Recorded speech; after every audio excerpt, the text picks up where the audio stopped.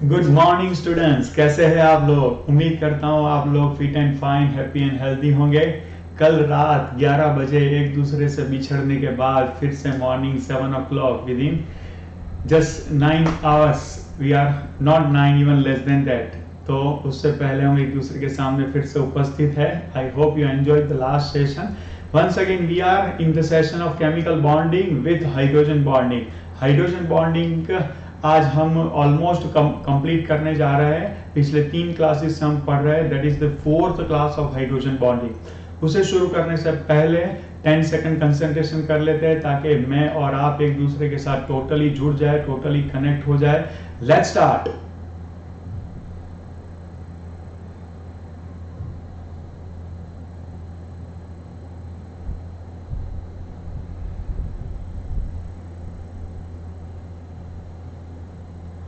Okay, तो मेरी और आपकी एनर्जी फ्रीक्वेंसी सिंक्रोनाइज हो चुकी है। तो यहाँ से जो कुछ भी डिलीवर होगा वो आपके दिमाग में डीप रूट तक उतर जाएगा and that will help you out to increase your score and confidence both. Let me know if you can start our session.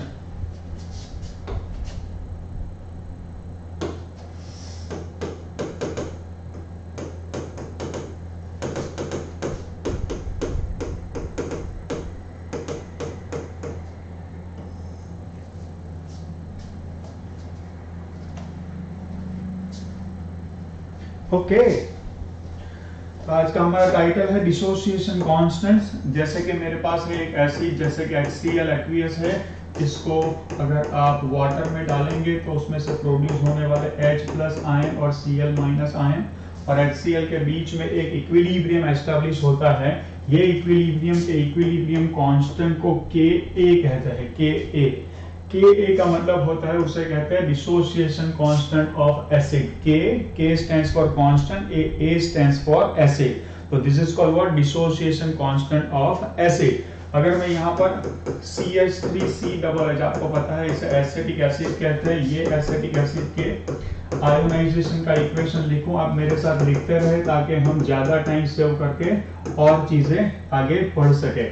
तो इसके इक्विलिब्रियम कांस्टेंट को क्या कहेंगे, Ka कहेंगे। ठीक है ना, सबको Ka ही कहते हैं। ठीक है, अब ध्यान से समझना कि ये Ka क्या होता है। जितना एसिड H+ ज्यादा क्वांटिटी में दे सकता है उतना ये Ka की वैल्यू ज्यादा होती है। So higher the value of Ka for given acid, आप कह सकते हैं कि that acid has more tendency to give H+, और आप ऐसे कह सकते हैं कि Ka की वैल्यू जितनी ज्यादा होगी उतना वो ज्यादा H+ दे पाएगा। इसका मतलब ये होगा कि उतना वो स्ट्रॉन्ग एसिड होगा।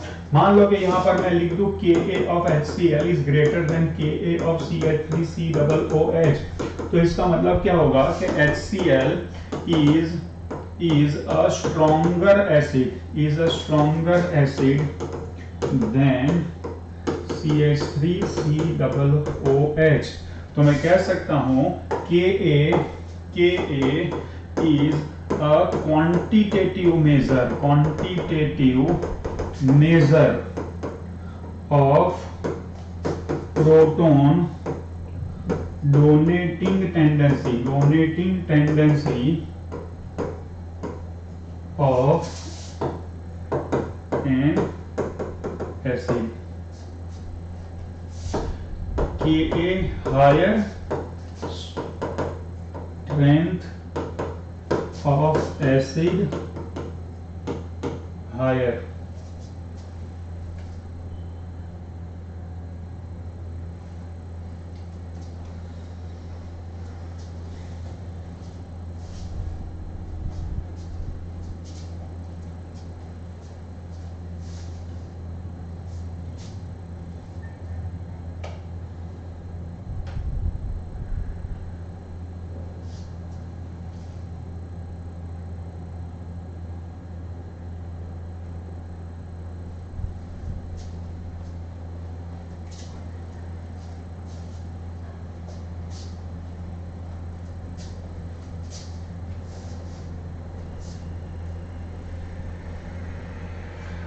चलो, अब आपको पता है कि कुछ कुछ एसिड्स ऐसे होते हैं जो एसिड्स में क्या होता है, एक से ज्यादा प्रोटॉन होते हैं, एक से ज्यादा H प्लस होते हैं, एक से ज्यादा OH होते हैं उनके स्ट्रक्चर में।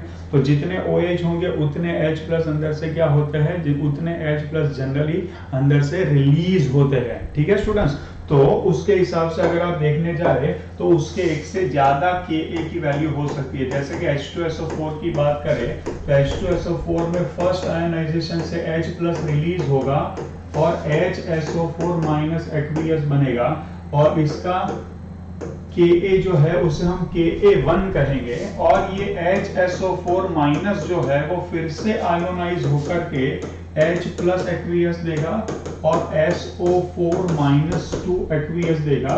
इसके डिसोसिएशन कांस्टेंट को Ka2 कहते हैं। जो फर्स्ट आयनाइजेशन से एक H प्लस मिलता है उसे हम इस कांस्टेंट को हम क्या कहेंगे, Ka1 कहेंगे, और दूसरा जो H प्लस मिलता है उसको हम Ka2 कहेंगे। उसी तरह अगर मैं H3PO4 की बात करूं स्टूडेंट्स आपके सामने, तो H3PO4 में टोटल 3 टाइम्स आयोनाइजेशन होता है स्टूडेंट्स, तो उसके 3 डिफरेंट डिसोसिएशन कांस्टेंट्स बन जाते हैं।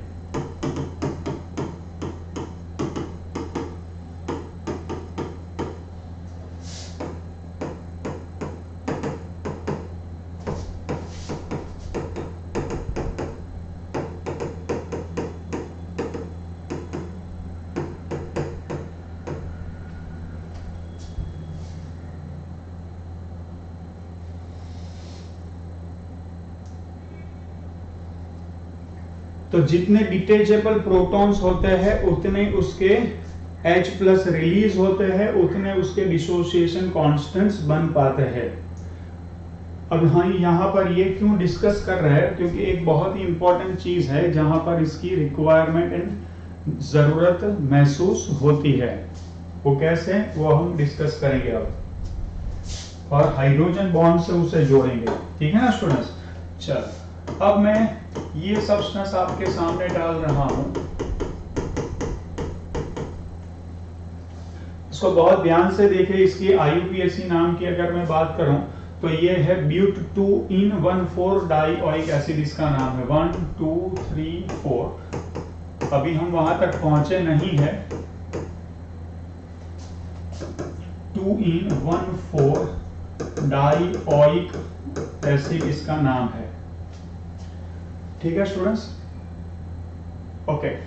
थोड़ा बहुत आपको समझ में आ जाएगा। टोटल 4 कार्बन है, उसमें सेकंड कार्बन पर डबल बॉन्ड है, तो इन है 1 और 4 पर कार्बोक्सिलिक एसिड है, तो इसका नाम हो जाएगा 1,4 डाइओइक एसिड। लेकिन एक और चीज है जो बहुत इंपॉर्टेंट है, इसका स्ट्रक्चर में बनाओ C डबल बॉन्ड C, इसके ऊपर एक H है, एक C डबल H है। मान लो कि ये है C डबल H और ये है H, ये है C डबल H और ये है H। तो इसका एक स्ट्रक्चर ये भी बन सकता है स्टूडेंट्स कि ये हो गया C डबल H और ये हो गया H, ये हो गया H और ये हो गया C डबल H। ठीक है, तो ये जो स्ट्रक्चर है ना स्टूडेंट्स, ये जो सब्सटेंस है, ये दोनों H एक साइड है, दोनों C डबल H एक साइड है, इसको सिस कहते हैं। दोनों अपोजिट साइड है तो इसे ट्रांस कहते हैं। थोड़ी बहुत इसके बारे में मैंने इंफॉर्मेशन दी थी, तो आपको समझ में आ गया। दोनों C डबल H एक साइड, H एक साइड, तो इसे C स्ट्रक्चर कहेंगे। दोनों ऑपोजिट साइड तो इसे ट्रांस कहेंगे। और इसकी वजह से इनके कॉमन नेम अलग अलग है। इसका नाम है मलेइक एसिड। ध्यान रखना, मैलिक एसिड नहीं है, ये मलेइक एसिड है। और ये जो है इसका नाम है फ्यूमेरिक एसिड। इसका नाम क्या है स्टूडेंट्स, फ्यूमेरिक एसिड है। ठीक है, लिख लो इसे।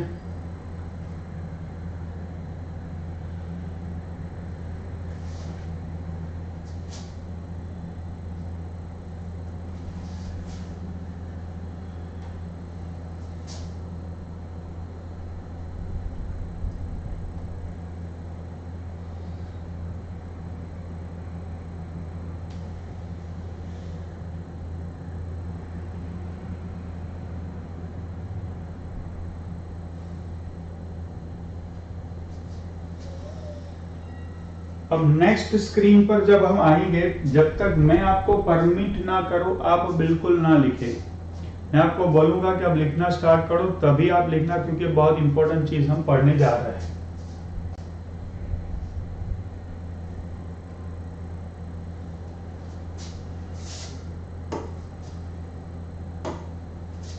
चलो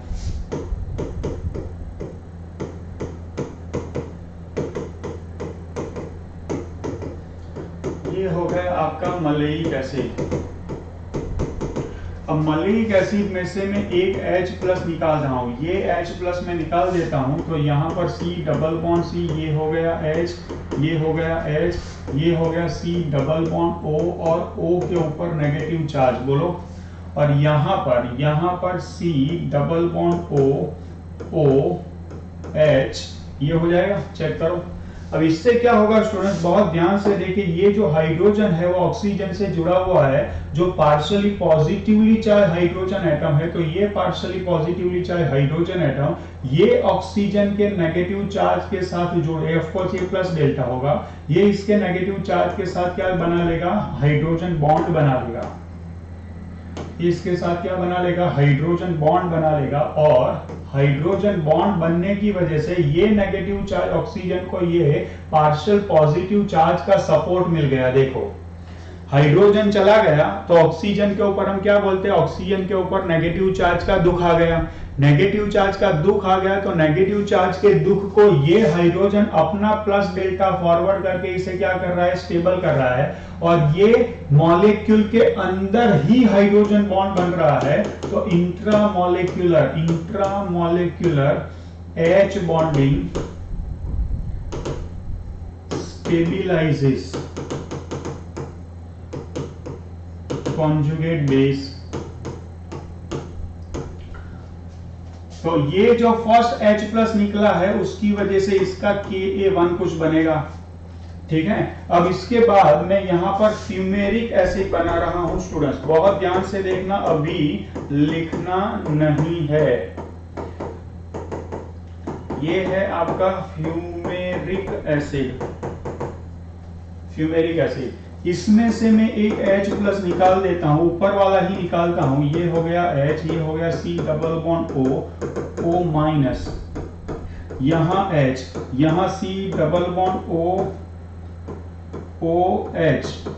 अब इसे ध्यान से देखें तो ये हाइड्रोजन जो है, ये हाइड्रोजन और ये O माइनस एक दूसरे से बहुत दूर है, इन दोनों के बीच में जैसे यहां इंट्रामोलेकुलर हाइड्रोजन बॉन्ड बन गया, वैसे यहां इंट्रामोलेकुलर हाइड्रोजन बॉन्ड बनने की कोई पॉसिबिलिटी नहीं है। ऑफ कोर्स इसके साथ भी हाइड्रोजन बॉन्ड नहीं बन सकता है, क्यों, क्योंकि hydrogen attach with sp carbon atom has a plus delta, but hydrogen attach with this double bonded carbon atom has no plus delta. तो आप ये ना सोचे कि इनके बीच में हाइड्रोजन बॉन्ड बन जाएगा, no, there is no hydrogen bond in this case, so no H bonding possible, no H bonding possible. तो आप दोनों में से सोचे कि H प्लस चला गया, कॉन्जुगेट बेस बना, H प्लस चला गया, कॉन्जुगेट बेस बना, लेकिन इसका कॉन्जुगेट बेस इंट्रामोलेकुलर हाइड्रोजन बॉन्ड से स्टेबिलाइज्ड है, इसका कॉन्जुगेट बेस इंट्रामोलेकुलर हाइड्रोजन बॉन्ड से स्टेबिलाइज नहीं है। तो अगर मैं कहना चाहूं कि इन दोनों के Ka1 की कंपैरिजन करें, Ka1, तो किसकी H प्लस दोनों की कैपेसिटी ज्यादा होगी, इसमें से H प्लस ले लेंगे आप, तो दुख जो आ रहा है वो दुख H प्लस डेल्टा से सेटिस्फाई हो जाएगा, लेकिन इसमें से अगर आप H प्लस ले लोगे तो क्या होगा, इसका नेगेटिव चार्ज का जो दुख है वो सेटिस्फाई नहीं हो रहा है, तो इसमें से अगर आप H प्लस ले लोगे तो बहुत दुखी हो जाएगा, वो कोशिश करेगा कि वो H प्लस दे ही ना।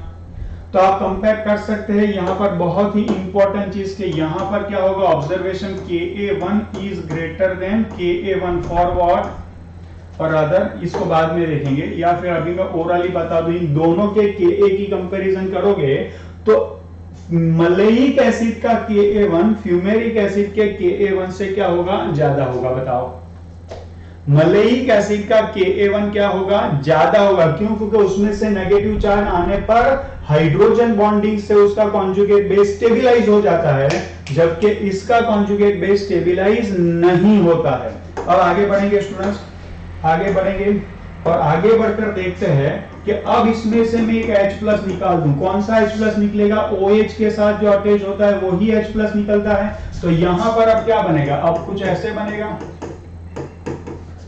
ये हो गया C double bond O minus, C double bond O minus, ये बनेगा। और इसका डिसोसिएशन कांस्टेंट जो होगा उसे हम Ka2 कहेंगे। इसमें से मैं H प्लस निकालूं, इसका डिसोसिएशन कांस्टेंट Ka2 होगा। कौन सा H प्लस निकलेगा? ये निकलेगा। कार्बोक्सिलिक एसिड का ही H प्लस निकलता है, जैसे ये निकाला कार्बोक्सिलिक एसिड का वैसा ये निकलेगा।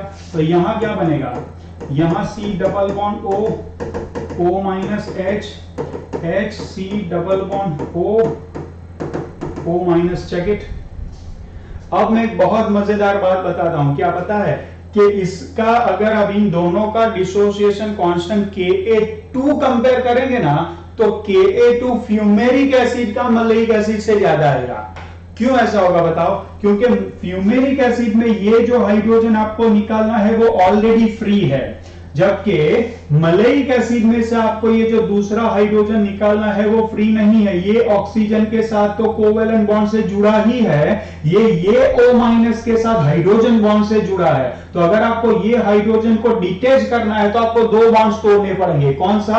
एक O और H के बीच का कोवेलेंट बॉन्ड तोड़ना पड़ेगा, और दूसरा O माइनस और H के बीच का बना हुआ हाइड्रोजन बॉन्ड भी तोड़ना पड़ेगा। तो ये बॉन्ड तोड़ने में बहुत ज्यादा एनर्जी चाहिए, बहुत ज्यादा एनर्जी चाहिए, तो इजीली नहीं टूटेगा। इजीली नहीं टूटेगा तो H प्लस की अवेलेबिलिटी कम होगी। H प्लस की अवेलेबिलिटी कम होगी तो Ka2 की वैल्यू क्या होगी? स्मॉल होगी।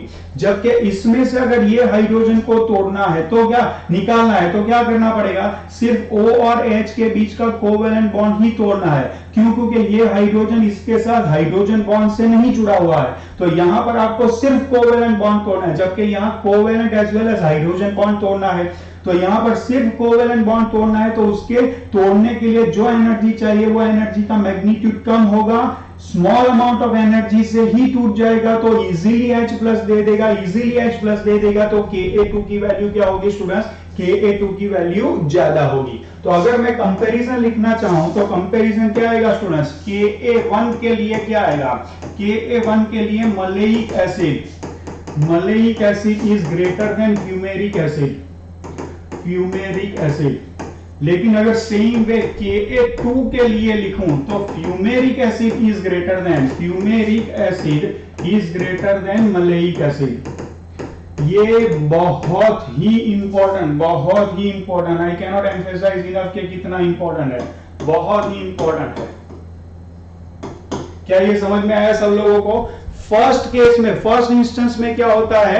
H प्लस निकलने के बाद जो कॉन्जुगेट बेस बनता है वो मलेइक एसिड के अंदर इंट्रामोलेक्युलर हाइड्रोजन बॉन्ड से स्टेबलाइज हो जाता है, जबकि फ्यूमेरिक एसिड में इंट्रामोलेक्युलर हाइड्रोजन बॉन्ड बनने की फैसिलिटी नहीं है। तो फर्स्ट H प्लस रिलीज होने के बाद जो कॉन्जुगेट बेस बनता है वो स्टेबिलिटी गेन करने की वजह से बहुत इजीली H प्लस दे देता है। लेकिन उसमें से अगर और H प्लस निकालना है तो ये H प्लस का निकलना बहुत डिफिकल्ट है। क्यों? क्योंकि उसे निकालने के लिए covalent as well as hydrogen bond दोनों ही तोड़ने पड़ेंगे। जबकि फ्यूमेरिक के अंदर अगर आप दूसरा H प्लस निकालने जाओगे तो वो दूसरा H प्लस हाइड्रोजन बॉन्ड से नहीं जुड़ा हुआ है, वो सिर्फ ऑक्सीजन के साथ कोवेलेंट बॉन्ड से ही जुड़ा है, इजीली टूट जाएगा। तो Ka1 की अगर आप बात करें तो maleic acid is superior than fumaric acid, लेकिन Ka2 की बात करें तो fumaric acid is superior to maleic acid. बोलो ये पूरी बात समझ में आई? पहले चैट बॉक्स में मेंशन करो, then only you are allowed.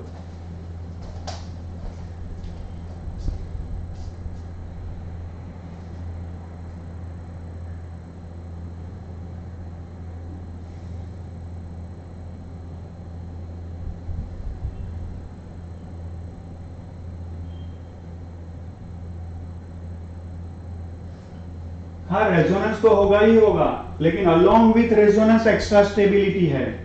Resonance तो सब में होगा, कार्बोक्सिलिक एसिड पर भी होगा, सल्फ्यूरिक की नहीं बात करेंगे।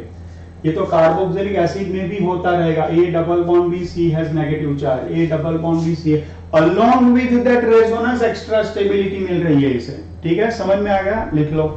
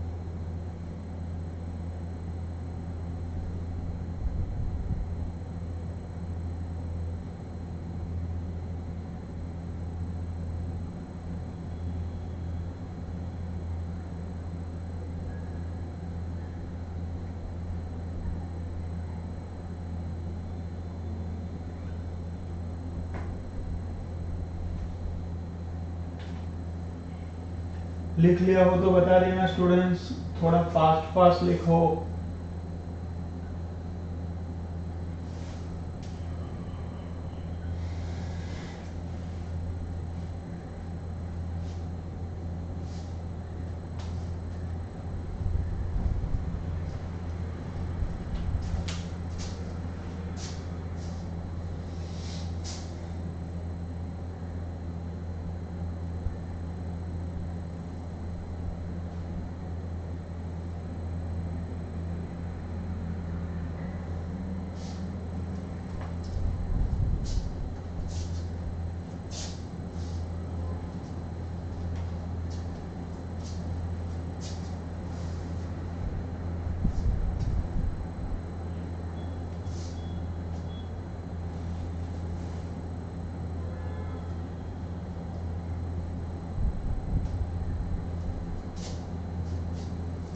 प्रोसीड लिख लें स्टूडेंट्स।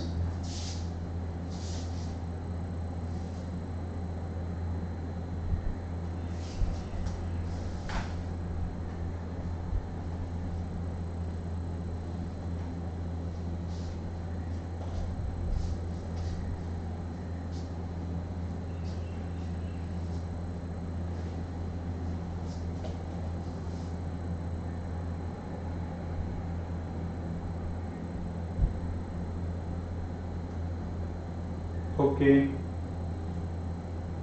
ध्वनन अगर आप लिख ले तो मेंशन कर लेना।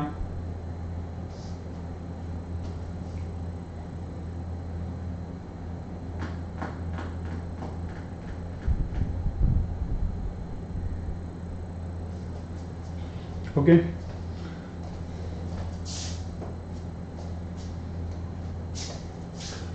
एक और आप फैक्ट समझ के चले। फॉर एनी एसिड Ka1 की value Ka1 is always greater than Ka2 is always greater than Ka3 and so, and that is also by 10⁴ to 10⁵ times. Ka1 की वैल्यू से Ka2 की वैल्यू 10⁴ या 10⁵ टाइम्स लेस होगी। Ka2 से Ka3 की value 10⁴ to 10⁵ times less होगी। मान लो कि Ka1 की वैल्यू 1.5 into 10⁻⁵ है, तो ये Ka2 की वैल्यू ऑलमोस्ट 1.5 into 10⁻⁹ से लेके 10⁻10 होगी। तो किसी भी एसिड के लिए फर्स्ट डिसोसिएशन कांस्टेंट की वैल्यू बहुत ज्यादा होती है।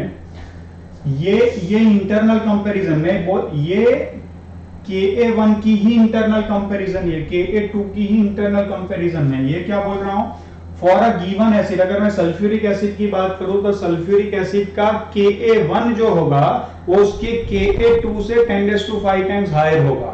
उसी तरह के अगर मैं फास्फोरिक एसिड की बात करूं तो फास्फोरिक एसिड का Ka1 से Ka2 1 लाख टाइम्स लेस होगा, Ka2 से Ka3 again 1 lakh time less होगा। ये सारी बातें हम आयोनिक इक्विलिब्रियम चैप्टर में डिटेल में पढ़ेंगे। ठीक है, चलो ये तो यहां बात निकली तो मैंने आपको बता दिया।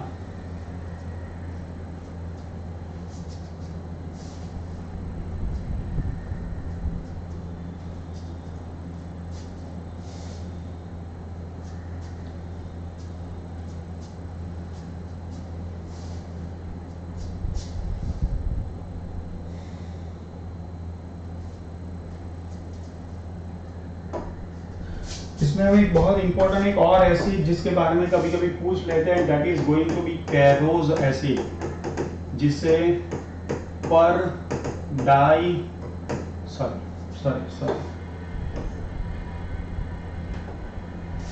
सल्फ्यूरिक एसिड भी कहा जाता है। पर सल्फ्यूरिक एसिड, आपको इसकी फॉर्मूला पता है, हम रेडॉक्स में इसे पढ़ चुके हैं, H2SO5। अगर आप इसका डायरेक्ट ऑक्सीडेशन स्टेट निकालने जाएंगे तो उसका ऑक्सीडेशन स्टेट +8 आता है, आपको पता है। लेकिन इसका ऑक्सीडेशन स्टेट +8 पॉसिबल ही नहीं है।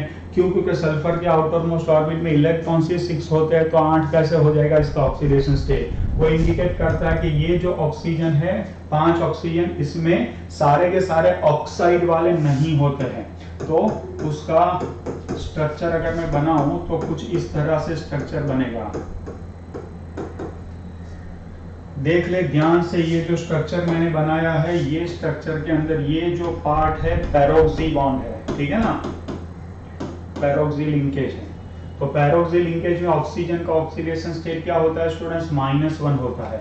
-2 -2 -2 -1 -1 ऐसा कुल कुछ मिलाकर आप करोगे तो आपको समझ में आएगा कि सल्फर का ऑक्सीडेशन स्टेट इसमें भी +6 है, ठीक है। तो अगर मैं इसमें से एक H+ निकाल दूं स्टूडेंट्स, एक H+ निकाल दूं तो इसका Ka1 जो बनेगा, इसके बारे में मैं बता रहा हूं, इसका कॉन्जुगेट बेस कुछ इस तरह से बनता है, और ये हो गया OH। और इन दोनों के बीच में क्या हो जाता है, इन दोनों के बीच में इंट्रामोलेक्युलर H बॉन्ड बन जाता है। और इसमें से अगर मैं एक और H+ निकाल दूं तो जो डिफाइन होगा वो Ka2 होगा। अब कौन सा हाइड्रोजन निकलेगा, ये निकलेगा H double bond O, H double bond O O O-, और यहाँ पर बनेगा O-, ठीक है। अब मैंने अभी आपको बताया, आप लोगों को इतनी तो समझ आ गई होगी कि Ka1 की वैल्यू Ka2 की वैल्यू से क्या होती है, ज्यादा ही होती है, ठीक है। लेकिन इस केस में ज्यादा नहीं है, या तो ऐसा कह सकते हैं कि Ka2 की वैल्यू Ka1 से कम ही होती है, लेकिन यहाँ कम नहीं है, बहुत कम है। क्यों बहुत कम है, क्योंकि ये सेकंड आयोनाइजेशन कब होगा, जब ये हाइड्रोजन निकलेगा, और ये हाइड्रोजन कोवेलेंट बॉन्ड से भी बंधा हुआ है, और बोलो ये हाइड्रोजन बॉन्ड से भी बंधा हुआ है। तो इसको अगर निकालना है तो covalent bond as well as hydrogen bond दोनों ही तोड़ने पड़ेंगे, तो इसका टूटना आसान नहीं है। तो ये बहुत ही इंपॉर्टेंट है, JEE ने एक बार इसे पूछ लिया था, तो याद रखते हैं आप।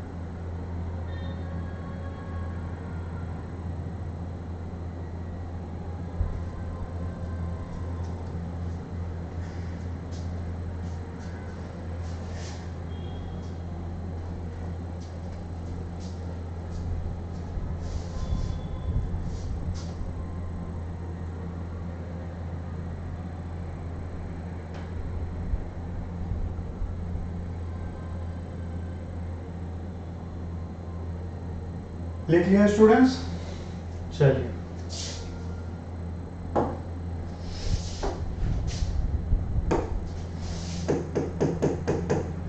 H2SO4 and H3PO4 are syrupy viscous liquid।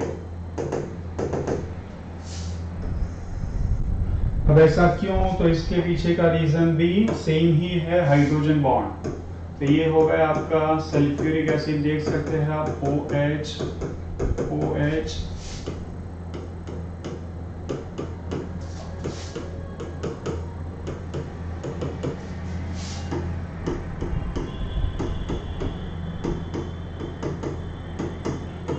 Hydrogen जितने भी जुड़े हुए हैं, ये सारे हाइड्रोजन ऑक्सीजन से जुड़े हैं, तो ये सारे प्लस डेल्टा वाले हो जाएंगे, बताओ। और ऑक्सीजन के ऊपर क्या होगा बताओ, ये पोलर ऑक्सीजन के ऊपर लोन पेयर होगी, ये पोलर ऑक्सीजन के ऊपर क्या है, लोन पेयर है। तो आप देख सकते हैं कि यहाँ पर strong intermolecular hydrogen bond develop हो रहा है, चेक करो। So due to that, so many sulfuric acid molecules are connected with each other, and due to that it is very much dense and viscous liquid, and same is applicable for phosphoric acid also. ठीक है, लिख लो इसे.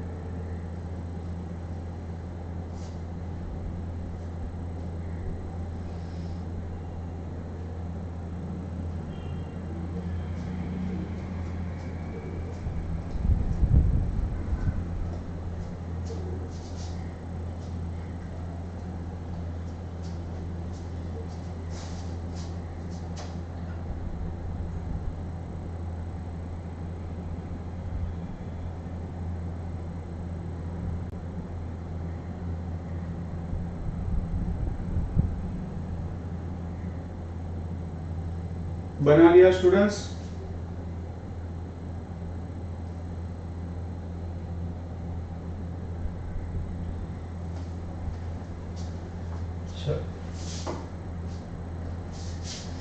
एक बहुत important topic और एक देखने जा रहे हैं, that is solubility of acetylene,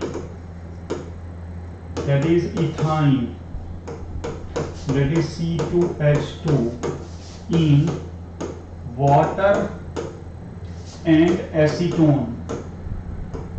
तो सबसे पहले तो ये तीनों सब्सटेंस के स्ट्रक्चर को डिस्कस करते हैं. आपको पता है CH C triple bond CH, ये है आपका एसिटिलीन, ये है आपका एसिटिलीन. अब देते हैं वाटर OH OH, ये हो गया स्ट्रक्चर ऑफ वाटर, और ये हो गया C double bond O CH3 CH3, ये हो गया स्ट्रक्चर ऑफ एसीटोन. तो अगर आप प्योर फॉर्म की बात करें, प्योर फॉर्म अगर आप प्योर फॉर्म की बात करें तो प्योर फॉर्म में हाइड्रोजन बॉन्ड अगर आप डिस्कस करेंगे स्टूडेंट्स, तो आपको समझ में आएगा कि इसमें हाइड्रोजन बॉन्ड नहीं बनता है, इसमें नहीं, इसमें बनता है और इसमें नहीं बनता है. क्यों? क्योंकि हाइड्रोजन बॉन्ड बनने के लिए क्या चाहिए? हाइड्रोजन बॉन्ड बनने के लिए आपको मैं कंडीशन फिर से याद दिला दूं, ये कंडीशन होनी चाहिए. ये कौन होना चाहिए? ये होना चाहिए नाइट्रोजन ऑक्सीजन फ्लोरीन या sp वाला कार्बन. ठीक है, और उसके साथ जो अटैचमेंट है वो क्या होना चाहिए? ये होना चाहिए polar atom with LP, polar atom with LP. तो यहां पर क्या होना चाहिए? देखो यहां पर पहले ये देख लो कि यहां पर sp वाला कार्बन तो है, ये हाइड्रोजन डेफिनेटली प्लस डेल्टा वाला है. ठीक है, ये हाइड्रोजन प्लस डेल्टा, ये भी प्लस डेल्टा, ये भी प्लस डेल्टा वाला है. ये हाइड्रोजन प्लस डेल्टा वाले नहीं है. ठीक है, अब ये किसके साथ अट्रैक्ट करने चाहिए? ऐसे पोलर एटम के पास साथ जिसके पास एलपी हो, and that is nitrogen oxygen and fluorine. अब इसके पास प्लस डेल्टा तो है, लेकिन एसिटिलीन के अंदर कोई एलपी वाला एटम ही नहीं है, तो अंदर अंदर हाइड्रोजन बॉन्ड नहीं बनता है. वाटर की बात करें तो water is a very authentic example of intermolecular hydrogen bonding. क्यों? क्योंकि उसके पास ना तो सिर्फ प्लस डेल्टा है, पोलर ऑक्सीजन के ऊपर एलपी भी है, तो प्योर फॉर्म में अंदर अंदर हाइड्रोजन बॉन्ड बनता है. अब एसीटोन की बात करें तो क्या होगा? एसीटोन की बात करें तो एसीटोन के अंदर ऑक्सीजन के पास एलपी तो है, ये कंडीशन सेटिस्फाई हो रही है, लेकिन ये कंडीशन सेटिस्फाई नहीं हो रही है. क्यों? क्योंकि हाइड्रोजन sp3 वाले कार्बन से जुड़ा है, तो वो पार्शियली पॉजिटिवली चार्ज ही नहीं होगा, तो अंदर अंदर हाइड्रोजन बॉन्ड नहीं बनता है स्टूडेंट्स. ठीक है, अब ध्यान से देखना, आपके पास एक वेसल है, आपके पास एक वेसल है, इस वेसल के अंदर क्या है? इस वेसल के अंदर वाटर है, और आपके पास एक दूसरा वेसल है, उस वेसल के अंदर क्या है? उस वेसल के अंदर एसीटोन है. अब ये जो वाटर है ना स्टूडेंट्स, ये वाटर के अंदर कौन कौन सा अट्रैक्शन होगा? लंडन फोर्स तो होगा ही होगा, जो इसमें भी है, इसमें भी है. इसमें क्या होगा? इसमें डाइपोल होगा, इसमें भी डाइपोल डाइपोल होगा, दोनों में डाइपोल डाइपोल डेफिनेटली होगा। क्यों? क्योंकि डेफिनेटली ये कार्बन प्लस डेल्टा वाला है, ये ऑक्सीजन माइनस डेल्टा वाला है। तो एक एसीटोन मॉलिक्यूल दूसरे एसीटोन मॉलिक्यूल से plus delta minus delta interaction से तो अट्रैक्ट होगा ही होगा। लेकिन अलोंग विद दैट वाटर के पास क्या होगा? वाटर के पास स्ट्रॉन्ग हाइड्रोजन बॉन्ड होगा। क्या होगा स्टूडेंट? स्ट्रॉन्ग हाइड्रोजन बॉन्ड होगा, जो इसके पास नहीं होगा, जो इसके पास नहीं होगा। अब हम क्या कर रहे हैं स्टूडेंट्स? अब हम क्या कर रहे हैं? इसमें से एसिटिलीन गैस C2H2 पास कर रहे हैं, इसमें C2H2 पास कर रहे हैं, तो क्या होगा बताओ?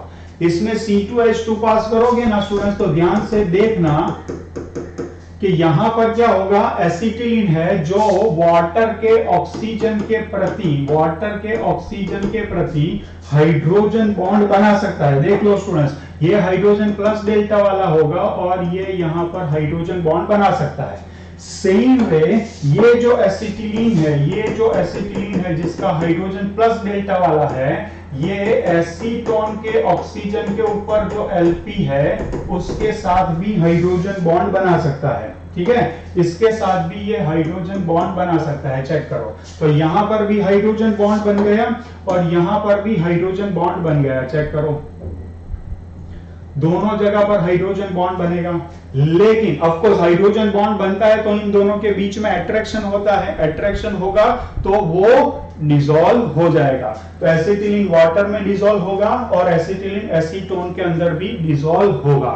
लेकिन ध्यान रखना कि एसिटिलीन वाटर में बहुत ही कम डिसॉल्व होता है, जबकि एसिटिलीन एसीटोन में अच्छा खासा डिसॉल्व हो जाता है। अब ऐसा क्यों? तो यहां पर कंपैरिजन होगी बॉन्ड की। ध्यान से देखना, वाटर के अंदर जो हाइड्रोजन बॉन्ड है वो किसकी वजह से है? वाटर के अंदर हाइड्रोजन बॉन्ड है, उसको ध्यान से समझे तो वो कहां पर है? तो कि ऑक्सीजन और हाइड्रोजन के बीच का बॉन्ड और हाइड्रोजन और ऑक्सीजन के बीच की Lp के बीच में हाइड्रोजन बॉन्ड है। तो यहां पर ध्यान से देखिए, ये हाइड्रोजन बॉन्ड और ये हाइड्रोजन बॉन्ड को अगर आप कंपेयर करेंगे तो यहां हाइड्रोजन प्लस डेल्टा ऑक्सीजन की Lp के प्रति अट्रैक्ट है, यहां पर हाइड्रोजन प्लस डेल्टा ऑक्सीजन की Lp के प्रति अट्रैक्ट है।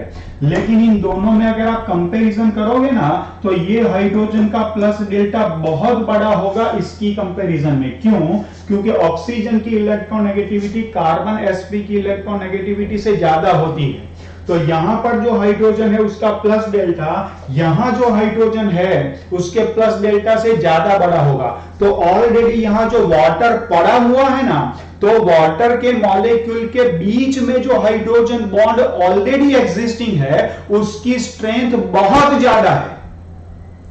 अब अगर एसिटिलीन को वाटर के साथ हाइड्रोजन बॉन्ड बनाना है तो क्या करना पड़ेगा? ये वाटर मॉलिक्यूल जो ऑलरेडी वाटर मॉलिक्यूल के साथ हाइड्रोजन बॉन्ड बनाकर पड़ा हुआ है उसका हाइड्रोजन बॉन्ड तोड़ना पड़ेगा। उसके बाद उसका sp वाला कार्बन जो हाइड्रोजन वाला है वो हाइड्रोजन का ऑक्सीजन की Lp के साथ हाइड्रोजन बॉन्ड बनेगा। दिमाग में उतर रहा है मैं क्या बोल रहा हूं? इसको एसिटिलीन को अगर वाटर के साथ हाइड्रोजन बॉन्ड बनाना है तो क्या करना पड़ेगा?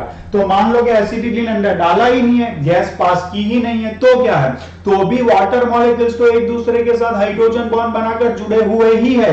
तो अगर एसिटिलीन अंदर आप पास करोगे तो एसिटिलीन के sp वाले कार्बन के साथ जुड़ा हुआ हाइड्रोजन अगर वाटर के ऑक्सीजन की Lp के साथ हाइड्रोजन बॉन्ड अगर बनाना चाहता है तो पहले जो ऑलरेडी एग्जिस्टिंग हाइड्रोजन बॉन्ड है उसे तोड़ना पड़ेगा। अब यह समझ लेना कि जो बॉन्ड बनने जा रहा है उसकी कंपैरिजन में जो बॉन्ड तोड़ना है वो ज्यादा मजबूत है। क्यों? क्योंकि इसका प्लस डेल्टा इसके प्लस डेल्टा से ज्यादा बड़ा है। तो जो बॉन्ड, ध्यान से सुनना, जो बॉन्ड ऑलरेडी एग्जिस्टिंग है वो ज्यादा मजबूत है उसकी कंपैरिजन में जो बनने जा रहा है। तो इसका मतलब है कि जो मजबूत बॉन्ड है उसे तोड़ना पड़ेगा और वो टूटने के बाद नया वीक बॉन्ड बनेगा। ये काम कभी नहीं होगा, और अगर होगा भी तो उसके लिए आपको एनर्जी देनी पड़ेगी। क्यों? क्योंकि मजबूत बॉन्ड तोड़ने, मान लो कि इसे तोड़ने के लिए आपको 25 जूल एनर्जी देनी पड़ेगी, लेकिन इसके बनने के बाद 15 जूल एनर्जी रिलीज होगी। तो 25 देनी पड़ेगी, 15 रिलीज होगी, तो ऑल टुगेदर क्या होगा बताओ? ऑल टुगेदर तो 10 जूल एनर्जी देनी पड़ी ना, तो ये प्रोसेस अपने आप नहीं होगी, थर्मल एनर्जी सप्लाई करोगे तो वो डिसॉल्व होगा। इसका मतलब है कि ये डिसोल्यूशन, ये सॉल्युबिलिटी आसान नहीं है स्टूडेंट। अब इसके अंदर आ जाओ, एसीटोन की बात करो तो पहली बात है कि यहां जो वेसल है, वेसल के अंदर एसीटोन के मॉलिक्यूल्स के बीच में सबसे इंपॉर्टेंट चीज हाइड्रोजन बॉन्ड नहीं है, उसमें सिर्फ सी डबल बॉन्ड ओ जो है इसका कार्बन प्लस डेल्टा, दूसरे सी डबल बॉन्ड ओ के ऑक्सीजन के माइनस डेल्टा के बीच में डाइपोल डाइपोल इंटरेक्शन कर रहा है स्टूडेंट्स। तो उन दोनों के बीच में क्या है, हाइड्रोजन बॉन्ड नहीं है, और वो जो बॉन्ड है वो क्या है, वीक डाइपोल डाइपोल बॉन्ड है। अगर आप एसिटिलीन पास करोगे तो क्या होगा, एसिटिलीन पास करोगे तो एसिटिलीन का पार्शियल प्लस डेल्टा एसीटोन के ऑक्सीजन के एल्पी के साथ हाइड्रोजन बॉन्ड बना लेगा, जो हाइड्रोजन बॉन्ड की स्ट्रेंथ क्या होती है, dipole dipole moment, dipole dipole जो बॉन्ड होता है उससे बहुत ज्यादा होती है। ये डाइपोल डाइपोल बॉन्ड की स्ट्रेंथ होती है हार्डली 1 और 2 जूल, जबकि इससे 15 जूल होती है। तो 2 जूल बॉन्ड तोड़ने में यूज होंगे और 15 जूल बॉन्ड बनने पर रिलीज होंगी, तो ऑल टुगेदर है। तो एसिटिलीन के एसीटोन के साथ बॉन्ड बनने की प्रोसेस में क्या होगा students, energy all together release होगी, तो ये प्रोसेस अपने आप हो जाएगी। जबकि ये प्रोसेस में 25 जूल एनर्जी देनी पड़ेगी, 15 जूल रिलीज होगी, तो ऑल टुगेदर 10 जूल एनर्जी देनी पड़ेगी। तो ये प्रोसेस अपने आप नहीं होगी, ये डिफिकल्ट प्रोसेस है। तो एसिटिलीन की वाटर सॉल्युबिलिटी नेग्लिजिबल है, जबकि एसिटिलीन एसीटोन के अंदर अच्छा खासा सॉल्युबल है। क्या ये कंसेप्ट सबको समझ में आया? चैट बॉक्स में मेंशन करो और ये कॉपी करो।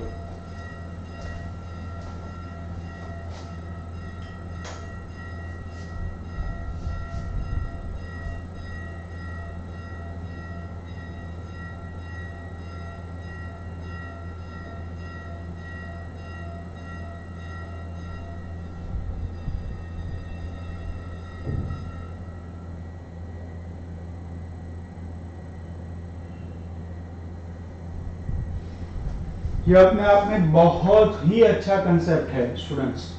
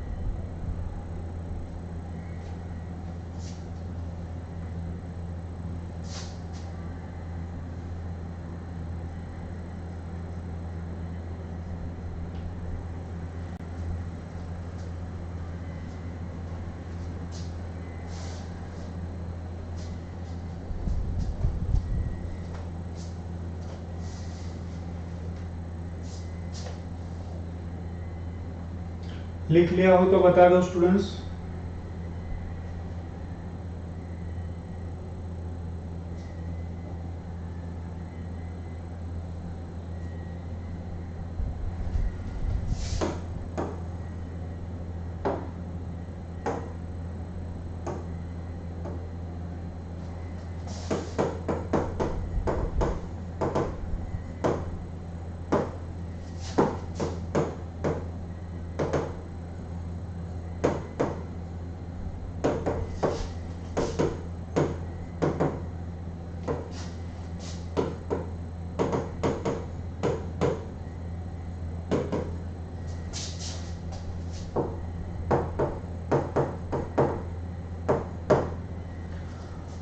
तो acetylene is sparingly soluble in water and fairly soluble in acetone।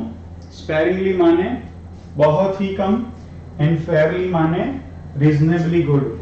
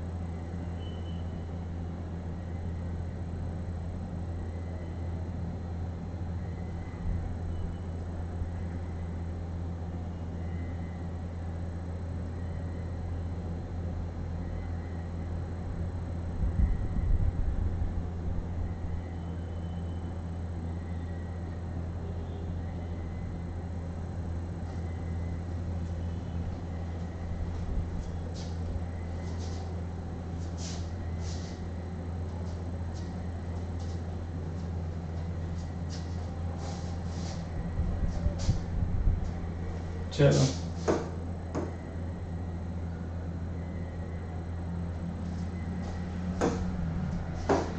Once again एक बहुत अच्छा topic, solubility of Kf in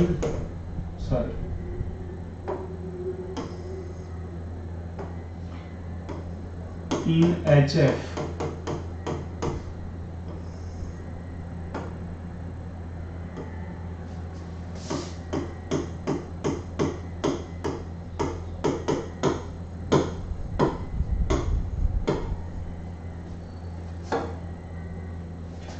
KF को अगर आप KF आपको पता है कि आयनिक कंपाउंड है, KF को अगर आप HF में डालोगे तो वो आयोनाइज होकर के K plus and F minus बना देगा। F माइनस आपको पता है कि ऐसा होता है। जैसे ही ये F माइनस बनता है स्टूडेंट्स, बहुत ध्यान से देखना, F माइनस बनता है और HF आपको पता है कि ऐसा है।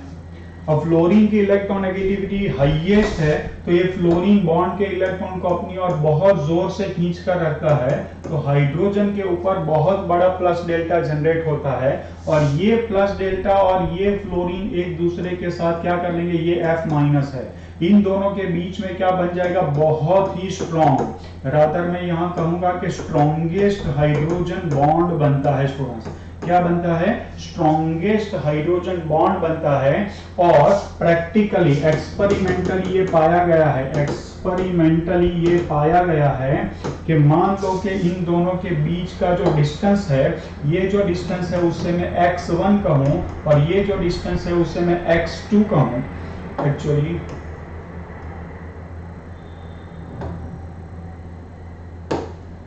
ये जो डिस्टेंस है इसे मैं x2 कहूं स्टूडेंट्स, तो ये पाया गया है कि x1 is equals to x2 है।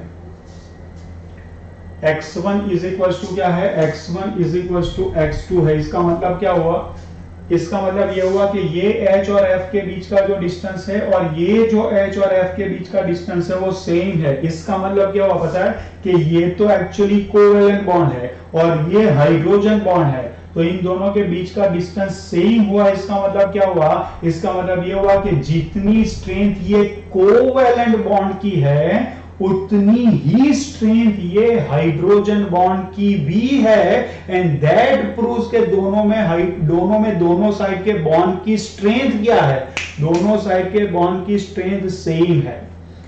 तो this is the only case, आपको पता है कि हाइड्रोजन बॉन्ड इतना स्ट्रॉन्ग नहीं होता है, but this is the only case जिस केस में हाइड्रोजन बॉन्ड की स्ट्रेंथ कोवेलेंट बॉन्ड जितनी प्रूव हुई है, किससे, दोनों की बॉन्ड लेंथ की वैल्यू की वजह से। तो यहां पर एक इंपॉर्टेंट नोट लगा देंगे, the strength of H bond and covalent bond is same, बहुत important. And due to that क्या बन जाता है स्टूडेंट्स, ये F माइनस एंड HF मिलकर के HF2 माइनस बन जाता है, and it exist as K plus and HF2 minus. Due to that reason, it is soluble.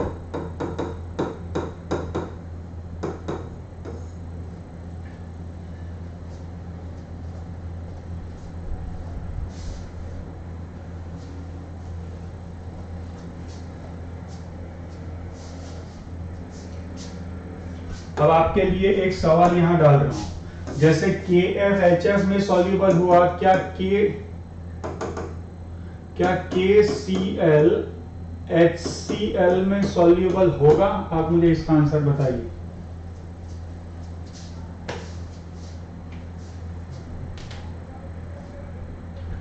The way KF got soluble in HF, क्या KCl HCl में soluble होगा?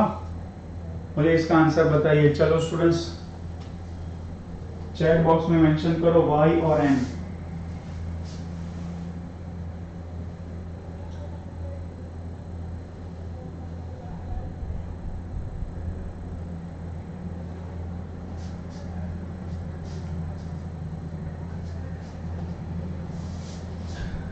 बस तो कंसेप्ट लगाओ स्टूडेंट्स, किस तरह से कंसेप्ट लगेगा, जैसा इसमें लगा वैसा उसमें लगाओ। KCl आयोनाइज हो जाएगा तो आपको क्या मिलेगा, K प्लस मिलेगा एंड Cl माइनस मिल जाएगा। बताओ तो Cl माइनस और HCl की अगर मैं बात करूं तो आपको ये तो समझ में आ जाएगा कि इलेक्ट्रॉन पैर देने वाला तो क्लोरीन है, लेकिन हाइड्रोजन जिससे जुड़ा है वो भी क्लोरीन है, तो इसके ऊपर का प्लस डेल्टा सफिशिएंट नहीं होगा। क्यों? क्योंकि यहाँ पर कौन हो सकता है, ऑक्सीजन, नाइट्रोजन, फ्लोरीन, sp वाला कार्बन, CF3 या CCl3 ही अलाउड है। बाकी ये हाइड्रोजन को वो सफिशिएंटली प्लस डेल्टा प्रोवाइड ही नहीं करेगा, तो इसके बीच का हाइड्रोजन बॉन्ड नहीं बनेगा, और बनेगा तो भी उसकी स्ट्रेंथ कुछ नहीं होगी। अगर नहीं होगी तो it can not exist as HCl2 minus stable ion, not possible. अगर नहीं बन रहा है तो डेफिनेटली ये इसके अंदर आयोनाइज नहीं होगा। मींस वो आयोनाइज तो होगा लेकिन वो KHCl2 के फॉर्म में एग्जिस्ट नहीं करेगा। बोलो समझ में आया? Late me no. आपने क्या लिखा है? N लिखा है, बहुत अच्छे, good.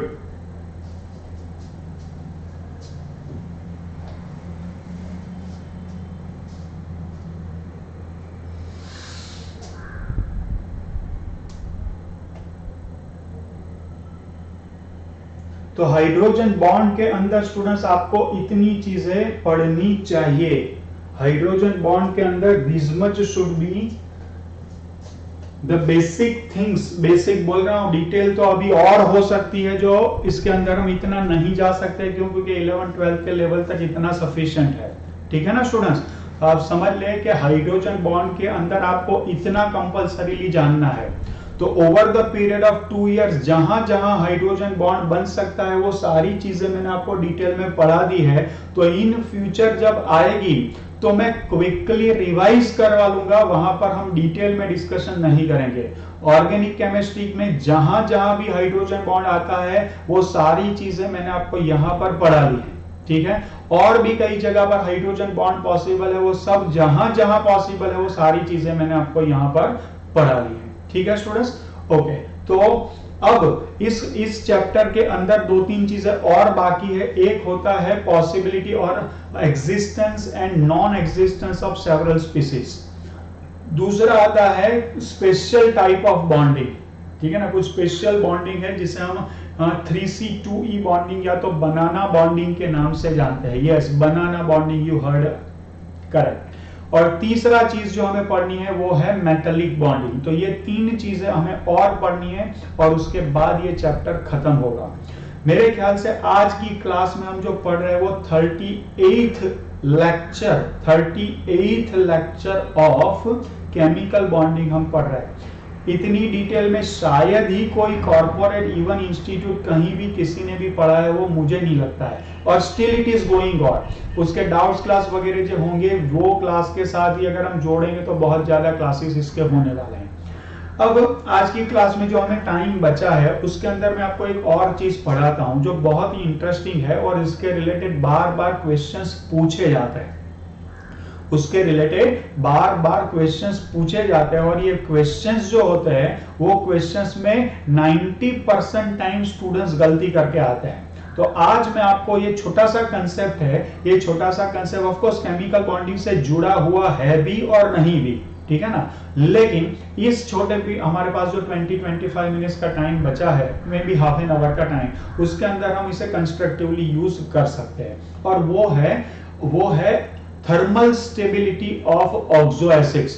Thermal stability of oxo acids. तो सबसे पहले तो ऑक्सो एसिड्स क्या होता है स्टूडेंट्स, ये समझ ले। ऑक्सो एसिड्स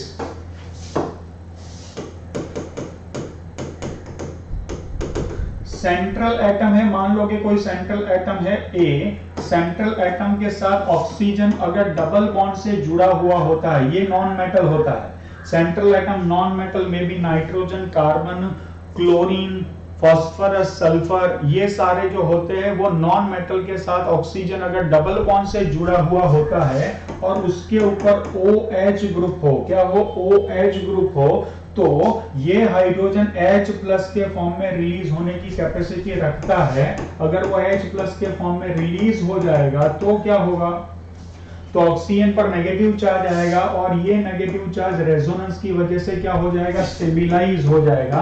तो ये H प्लस देने की कैपेसिटी रखता है, H प्लस देने की कैपेसिटी रखता है। ठीक है स्टूडेंट्स, तो इसको क्या कहते हैं, इसको ऑक्सो ग्रुप कहते हैं और ये एसिड की तरह बिहेव करता है, इसलिए इसे हम क्या कहते हैं, ऑक्सो एसिड्स कहते हैं। क्या कहते हैं स्टूडेंट्स, ऑक्सो एसिड्स कहते हैं। ठीक है, चलो तो आपने इतना नोट कर लिया होगा, बहुत ही आसान है।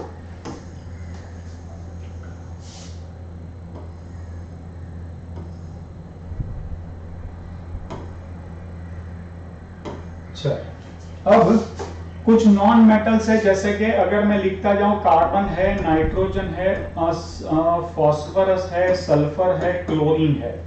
ठीक है ना, तो carbon, nitrogen, phosphorus, sulphur, chlorine, इन सब के जो ऑक्सो एसिड्स होते हैं, पेरेंट ऑक्सो एसिड्स जो होते हैं, वो उसकी मैक्सिमम ऑक्सीडेशन स्टेट के साथ बनने वाले ऑक्सो एसिड, उसके पेरेंट ऑक्सो एसिड कहा जाता है, या तो उससे हम पेरेंट ईक एसिड कहते हैं। पेरेंट ईक एसिड आपको मैंने पढ़ाया था, हाईएस्ट ऑक्सीडेशन स्टेट से जो बनता है उसे हम ईक एसिड कहते हैं। लो ऑक्सीडेशन स्टेट से जो बनता है उसे अस एसिड कहते हैं। जैसे कि H2SO4 है और H2SO3 है, H2SO4 है और H2SO3 है, इसमें सल्फर +6 है, इसमें सल्फर +4 है, तो ये ईक एसिड है। ये क्या है स्टूडेंट्स, ये सल्फ्यूरिक एसिड है और ये क्या है, सल्फ्यूरस एसिड है। क्या है स्टूडेंट्स, सल्फ्यूरस एसिड है।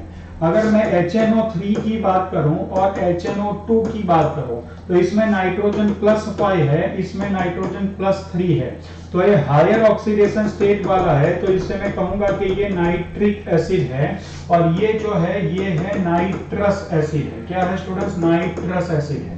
ठीक है, चल, तो पेरेंट ईक एसिड कौन सा होता है, highest oxidation state, highest oxidation state से बनने वाला जो एसिड होता है उसे पेरेंट ईक एसिड कहते हैं। एक्सेप्शन है क्लोरीन, एक्सेप्शन है क्लोरीन। चल, कार्बन का H2CO3 है, नाइट्रोजन का HNO3 है, फास्फोरस का H3PO4 है, सल्फर का H2SO4 है और क्लोरीन का HClO3 है, जो कि +5 वाला है, जिसे पहले तो नाम लिख लेते हैं, इसको कहते हैं कार्बोनिक एसिड। इसे क्या कहते हैं, कार्बोनिक एसिड। इसे कहते हैं नाइट्रिक एसिड, इसे कहते हैं फॉस्फोरिक एसिड, इसे क्या कहते हैं, फॉस्फोरिक एसिड, इसे कहते हैं सल्फ्यूरिक एसिड, इसे कहते हैं सल्फ्यूरिक एसिड और इसे कहते हैं क्लोरिक एसिड। अब इसमें एक्सेप्शन क्यों है वो मैं आपको बता दूं कि क्लोरीन जो होता है ना, उसका एक ऑक्सीडेशन, एक ऑक्सो एसिड HClO4 भी होता है, जिसमें क्लोरीन +7 भी हाईएस्ट है। ठीक है ना, तो ये याद रखना, इसका नाम है परक्लोरिक एसिड, जो परक्लोरिक एसिड है।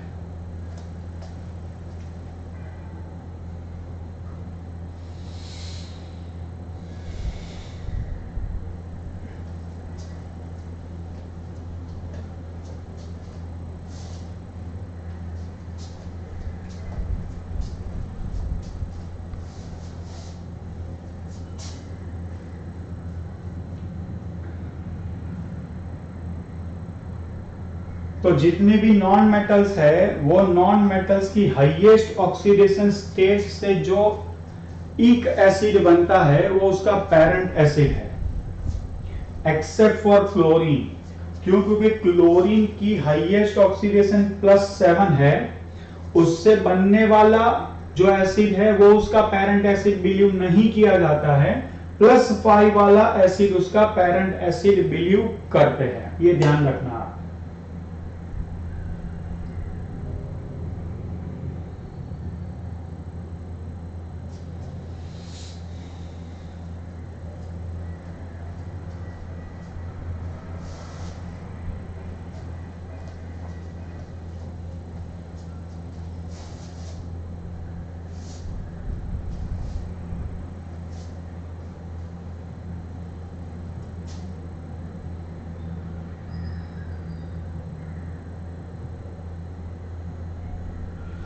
चलो लिख लिया स्टूडेंट्स।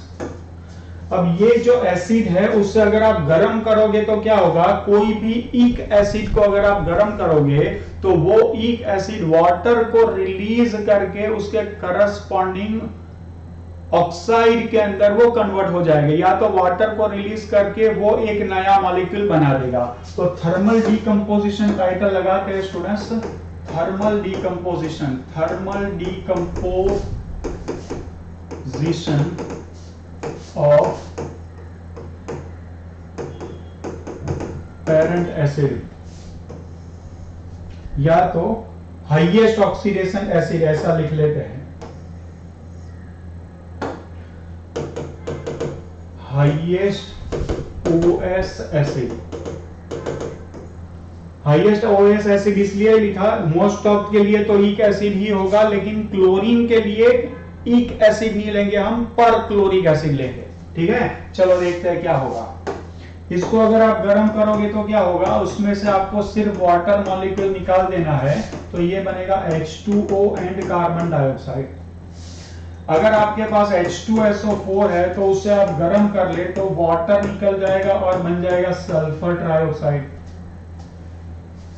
अगर आप इसको गर्म कर ले, जैसे कि H3PO4 को अगर आप गर्म कर ले तो उसमें से वाटर निकल जाएगा और बन जाएगा HPO3 बन जाएगा। चेक करो, अगर आप नाइट्रिक एसिड को गर्म करेंगे, आप इसमें से वाटर कैसे निकालोगे बताओ? अब इसमें दो हाइड्रोजन ही नहीं है तो वाटर कैसे निकलेगा? अगर आपको इसमें से वाटर निकालना है तो इसको डबल कर दो, H2N2O6 कर दो। अब इसमें से वाटर निकालोगे तो क्या बनेगा? तो इसमें से वाटर निकालोगे तो N2O5 बनेगा। बोलो, बन रहा है ना? चेक करो, H2N2 डबल कर दो, H2N2O6 कर दो, उसमें से H2O निकाल दो तो क्या बनेगा? N2O5 बनेगा। चलो मैं आपके लिए एक एक्सरसाइज दे रहा हूं, इससे गर्म करो, रिजल्ट क्या बनेगा चैट बॉक्स में लिखो।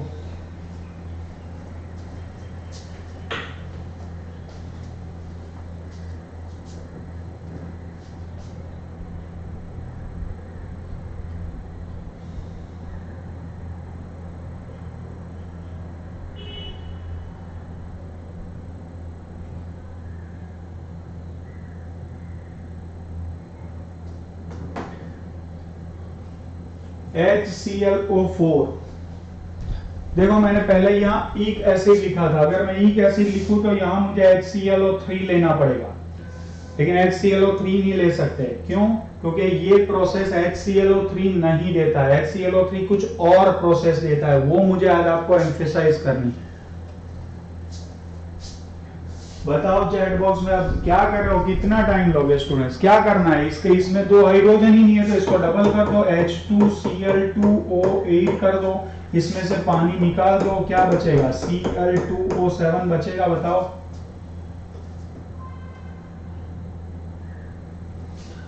तो क्या होगा? हाईएस्ट OS ऑक्सो एसिड को अगर आप गर्म करोगे तो वो वाटर रिलीज कर देगा, तो क्या कर देगा? वाटर रिलीज कर देगा स्टूडेंट्स।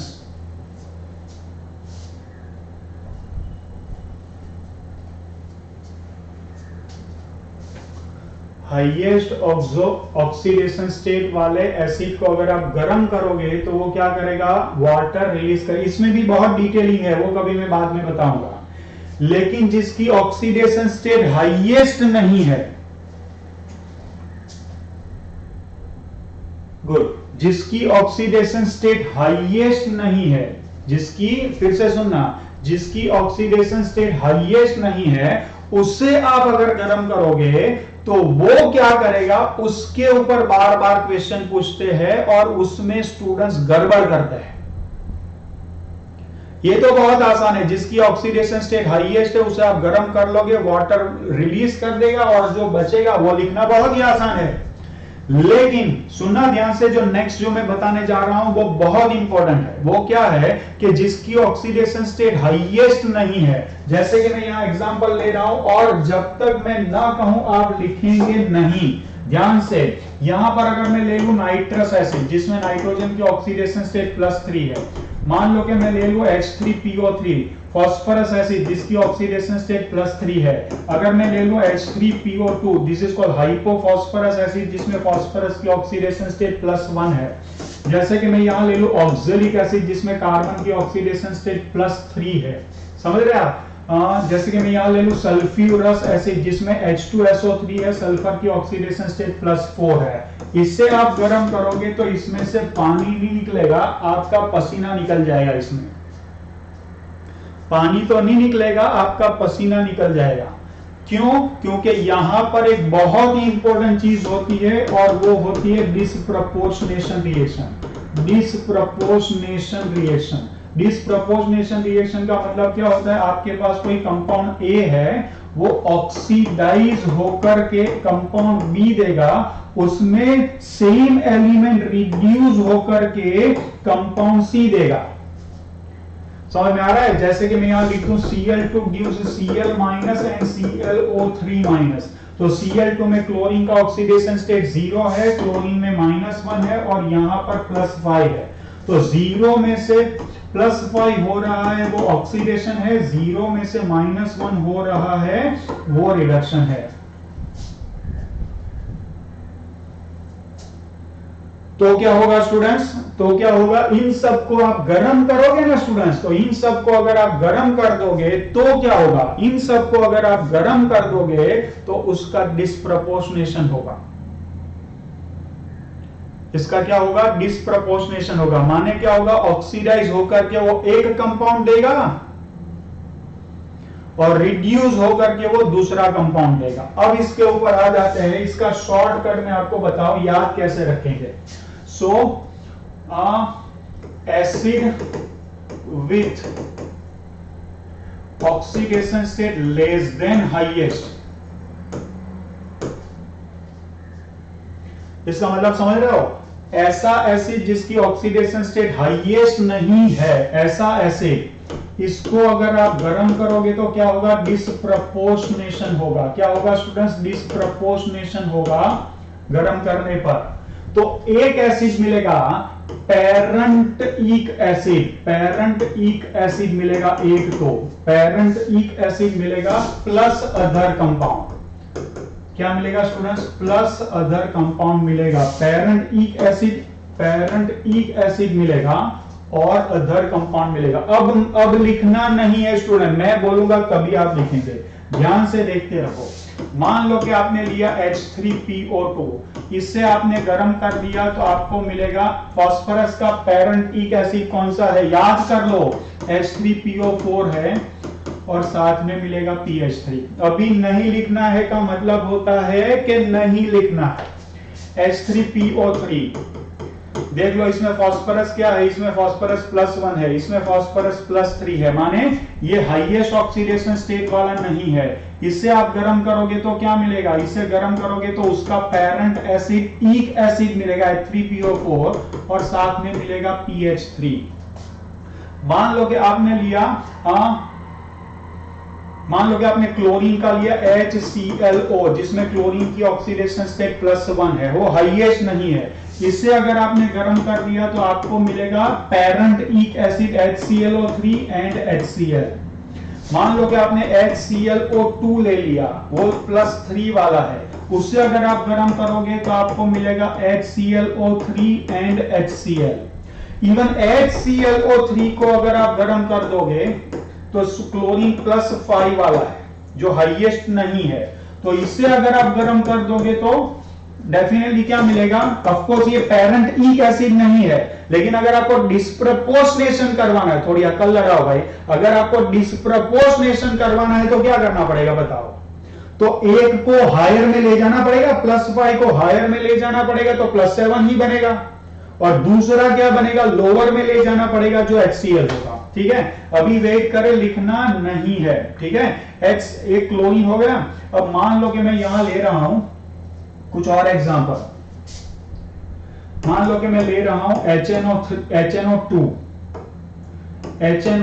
उसको अगर मैं गर्म करूं, इसमें नाइट्रोजन क्या है? +3 वाला है, तो उसमें से बनता है HNO3 एंड NO। अगर मैं ले लूं मान लो कि H2C2O4 जिसमें ऑक्जेलिक एसिड में कार्बन है +3 वाला, इससे अगर मैं गर्म कर लूं तो इसका पैरेंटिक एसिड कौन, इसका पैरेंटिक एसिड क्या होता है? Nitric acid. इसका पैरेंटिक एसिड क्या होता है? कार्बोनिक एसिड, और साथ में बनेगा कार्बन मोनोऑक्साइड। अगर मैंने सल्फर का ले लिया H2SO3, इसमें सल्फर +4 होता है, इससे अगर मैं गर्म कर लूं तो यहां बन जाएगा सल्फर का पैरेंटिक एसिड और यहां बन जाएगा सल्फर। तो क्या ये सबको समझ में आया? पहले ये ध्यान से देख लो, acid oxo acid of course with oxidation state less than highest वाले किसी को भी गर्म करोगे तो सामने क्या मिलेगा? सामने उसी एलिमेंट का पैरेंटिक एसिड, फास्फोरस है तो फास्फोरिक, फास्फोरस है तो फास्फोरिक एसिड, क्लोरीन है तो क्लोरिक एसिड, क्लोरीन है तो क्लोरिक एसिड। अब यहां पर अगर आप क्लोरिक एसिड लोगे तो सामने क्लोरिक एसिड नहीं मिलेगा, क्योंकि होता डिस्प्रपोर्शनेशन ही है, तो बनेगा क्या? Perchloric acid. तो आप इसको आप एक्सेप्शन मान सकते हैं, लेकिन फिर भी ब्रेन लगाएंगे तो ये याद रह सकता है। क्योंकि करना क्या है? डिस्प्रपोर्शनेशन करना है तो प्लस वाले से ऊपर जाना पड़ेगा, प्लस वाले से नीचे आना पड़ेगा। तो प्लस वाले से ऊपर गए तो क्या होगा? +7 ही आएगा क्लोरीन में। आगे नाइट्रस एसिड जो है वो नाइट्रोजन का पैरेंटिक एसिड कौन सा है? Nitric acid. कार्बन है तो कार्बन का पैरेंटिक एसिड कौन सा है? Carbonic acid. सल्फर का पैरेंटिक एसिड कौन सा है? Sulphuric acid. ठीक है, ओके, समझ में आ गया। तो आप ये सोच लो कि ये पैरेंटिक एसिड बनेगा सब में। किसी भी नॉन मेटल का ऑक्सो एसिड जिसकी ऑक्सीडेशन स्टेट हाईएस्ट नहीं है, उससे अगर आप गर्म करोगे तो पहली बात वो डिस्प्रपोर्शनेट होगा। डिस्प्रपोर्शनेट होगा तो वन कंपाउंड कौन सा बनेगा? The one compound that will be obtain is always the पैरेंटिक एसिड। अब इसके ऊपर काम करेंगे अदर कंपाउंड। अब यहां पर देखोगे तो आपको समझ में आएगा कि ये फास्फोरस -3, फास्फोरस -3, क्लोरीन -1। तो हमें इतना देखने के बाद ये समझ में आता है, क्या समझ में आता है? ये समझ में आता है कि एक कंपाउंड पैरेंटिक एसिड बना दो और दूसरा कंपाउंड उसकी लोएस्ट ऑक्सीडेशन स्टेट वाला बना दो। फास्फोरस की लोएस्ट ऑक्सीडेशन स्टेट -3 है तो PH3 बना दिया। क्लोरीन की लोएस्ट ऑक्सीडेशन स्टेट -1 है तो HCl बना दिया।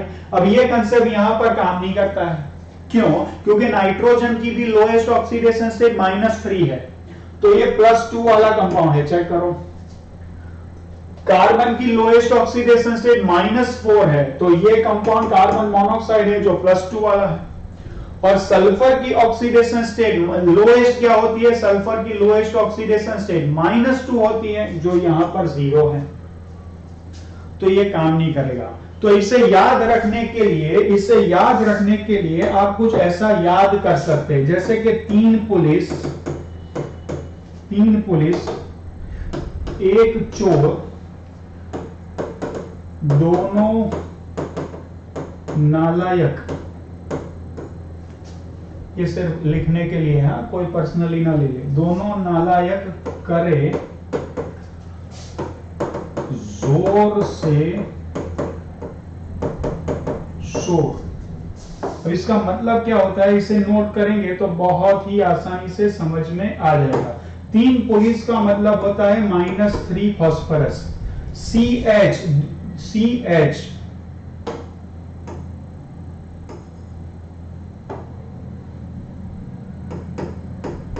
CH का मतलब करेंगे CHL। क्लोरीन का मतलब ये क्लोरीन है, -1 Cl। दोनों नालायक करे, नालायक का मतलब नाइट्रोजन, करे का मतलब कार्बन, और दोनों का मतलब +2। और जोर से शोर, शोर का मतलब सल्फर और जोर का मतलब 0। अब बाकी आपके सामने ठीक से अवेलेबल है, चेक करो। फास्फोरस के लिए -3 वाला कंपाउंड बनाना है, क्लोरीन के लिए -1 वाला कंपाउंड बनाना है, नाइट्रोजन और कार्बन के लिए +2 वाला ऑक्साइड बनाना है, और सल्फर 0 माने सल्फर खुद बनेगा। ठीक है, क्या बनाएंगे बताओ? 3 पुलिस 1 चोर, दोनों नालायक करे जोर से शोर। बोलो, याद रह जाएगा शॉर्टकट? और कैसा लगा है शॉर्टकट आप मुझे बताइए। ठीक है, अब कॉपी कर लो, लेट मी नो। याद रह जाएगा, आप बोलते रहे घर में सभी को याद रह जाए, इस तरह से इतनी बार बोलते रहे आपको याद रह जाए। क्या होगा? 3 पुलिस 1 चोर, दोनों नालायक करे जोर से शोर। ठीक है, बोलते रहो। और एक ट्रिक आपको उम्मीद करता हूं पसंद आई होगी, चैट बॉक्स में जरूर शेयर करें।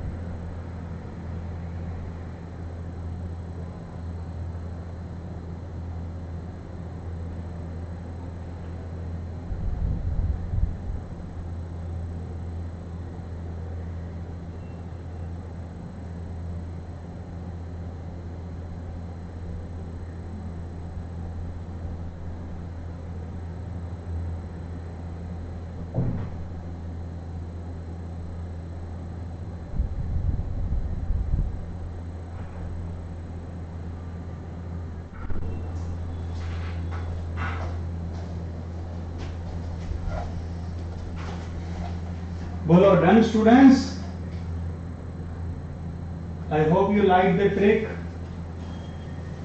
चलो स्टूडेंट्स, आज की क्लास यही रोक लेते हैं। फिर से एक बार याद कर ले, 3 पुलिस या तो 3 पुलिस 1 चोर, दोनों नालायक करे जोर से शोर। तो ऐसी बहुत सारी छोटी छोटी ट्रिक्स मैं आपको बताता रहूंगा। आगे मैंने आपको एम्फोटेरिक की एक ट्रिक याद करवाई थी, शायद आप लोगों को याद हो, दैट इज जनाबे अली गाए सुना करे वो सभी आसमां के 3533 प्रभु। ठीक है ना। तो उसमें एक ये और जोड़ लें। करना क्या है, जो एसिड का ऑक्सीडेशन स्टेट हाईएस्ट नहीं है, जिसका हाईएस्ट है उसे तो आप गर्म करोगे तो वो वाटर छोड़ देगा, बचा हुआ आपकी प्रोडक्ट हो जाएगी। जिसकी ऑक्सीडेशन स्टेट हाईएस्ट नहीं है उसे अगर आप गर्म करोगे तो वो डिस्प्रपोर्शनेट होगा। उसमें से एक प्रोडक्ट क्या बनेगी, उसमें से एक प्रोडक्ट उसका पैरेंटिक एसिड होगा, और साथ में ये जो है HClO3 जो खुद एक पैरेंटिक एसिड है वो भी डिस्प्रपोर्शनेट करता है, क्योंकि वो हाईएस्ट ऑक्सीडेशन स्टेट में नहीं है। तो उसमें से क्या बनेगा, उसमें से परक्लोरिक एसिड बन जाएगा। ठीक है। तो एक प्रोडक्ट क्या बनेगी, एक प्रोडक्ट बनेगी उसकी पैरेंटिक एसिड, और दूसरी जो बनेगी वो अदर एसिड होगी। तो वो अदर प्रोडक्ट होगी। तो वो कौन सी होगी, तो वो हर बार अलग अलग रहती है। तो उसके लिए आप क्या करेंगे, उसके लिए आप ये नेमोनिक याद रख लेंगे। और वो क्या होगा, 3 पुलिस 1 चोर, दोनों नालायक करे जोर से शोर। माने फास्फोरस के लिए -3, क्लोरीन के लिए -1, नाइट्रोजन कार्बन के लिए +2 वाला ऑक्साइड, और जोर से शोर माने सल्फर के लिए 0, माने सल्फर खुद। ठीक है ना। तो ये बहुत बार स्टूडेंट्स गलती करते हैं, मैंने आज आपको 2 मिनट में इसको याद करवा लिया। ठीक है ना। ये पहली तो बात मैं बहुत ऑनेस्टली बताऊंगा कि मेरी डिराइव की गई ये कोई नेमोनिक ट्रिक नहीं है। ठीक है। लेकिन मुझे आप तक डिलीवर करना है, मेरे स्टूडेंट्स को अपलिफ्ट करना है, उसकी नॉलेज और उनके करियर को आगे बढ़ाने के लिए मैं जो कुछ भी कर सकता हूं, मैं भी इधर उधर से पढ़ता हूं, वीडियोस वॉच करता हूं, उसमें से मुझे जो बेस्ट मिलता है वो मैं आप तक डिलीवर करता हूं। मैं भी अभी सीख रहा हूं और सीखता रहता हूं।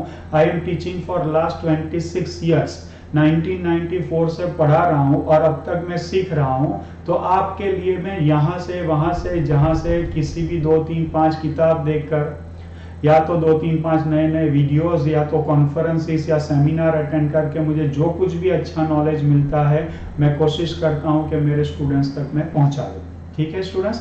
चलिए, आज की क्लास आपको कैसी लगी। हाइड्रोजन बॉन्ड हमने कंप्लीट कर लिया, और लास्ट जो हाफ एन आवर बचा हुआ था वो बचे हुए हाफ एन आवर में हमने ये छोटा सा डिस्कशन कर लिया कि अगर एक एसिड को गर्म कर लोगे, हाईएस्ट ऑक्सीडेशन स्टेट वाले एसिड को अगर आप गर्म कर लोगे तो वो वाटर छोड़ देगा और रिमेनिंग पार्ट लिख देना है। किसी मॉलिक्यूल में एक ही हाइड्रोजन एटम है तो उसको डबल करके वाटर मॉलिक्यूल निकाल दो और फिर द अदर पार्ट लिख लो। और जिसकी ऑक्सीडेशन स्टेट हाईएस्ट नहीं है उसको अगर आप गर्म करोगे तो ध्यान से समझ लेना वो डिस्प्रपोर्शनेट होगा, और अगर वो डिस्प्रपोर्शनेट होगा तो एक प्रोडक्ट क्या होगी, उसका पैरेंट एक एसिड बनेगा। और द अदर प्रोडक्ट के लिए आपको ये याद रखना है, 3 पुलिस 1 चोर, दोनों नालायक करे जोर से शोर। ठीक है। आज की क्लास आपको कैसी लगी वो चैट बॉक्स में, कमेंट बॉक्स में और मुझे पर्सनल व्हाट्सएप पर जरूर शेयर करें, and that will help me to help you out even more and better. Keep learning, enjoy chemistry. Jai Hind.